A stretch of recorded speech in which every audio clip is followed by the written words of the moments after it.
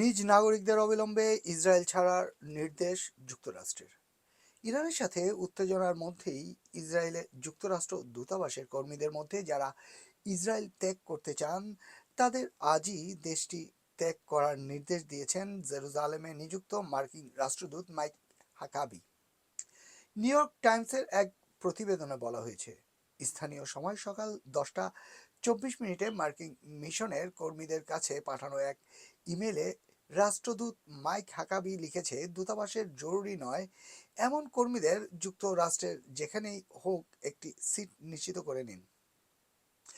সেখান থেকে পরে ওয়াশিংটন ডিসিতে যাওয়া যাবে, তবে প্রথম অগ্রাধিকার হলো দ্রুত ইসরায়েল ত্যাগ করা।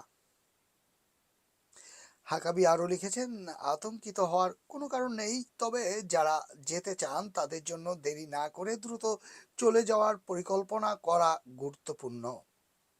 এদিকে যুক্তরাষ্ট্র ইরান চলমান উত্তেজনার মধ্যে তেহরানে অবস্থিত নিজেদের দূতাবাস থেকে সাময়িকভাবে কর্মীদের সরিয়ে নেয়ার সিদ্ধান্ত নিয়েছে যুক্তরাজ্য। এর আগে ইরানে থাকা নিজ দেশের নাগরিকদের সতর্কতা দিয়েছিল মধ্যপ্রাচ্যের বেশ কয়েকটি দেশও। যুক্তরাজ্যের পররাষ্ট্র দফতর এক বিবৃতিতে জানিয়েছে যে ইরানের রাজধানীতে থাকা তাদের দূতাবাস দূরবর্তী অবস্থানে থেকে কার্যক্রম চালিয়ে যাবে। যুদ্ধের শঙ্কা থাকায় চীন, ভারত এবং কানাডা সহ আরও বেশ কয়েকটি দেশও তাদের নাগরিকদের যত তাড়াতাড়ি সম্ভব ইরান ত্যাগ করার নির্দেশনা দিয়েছে।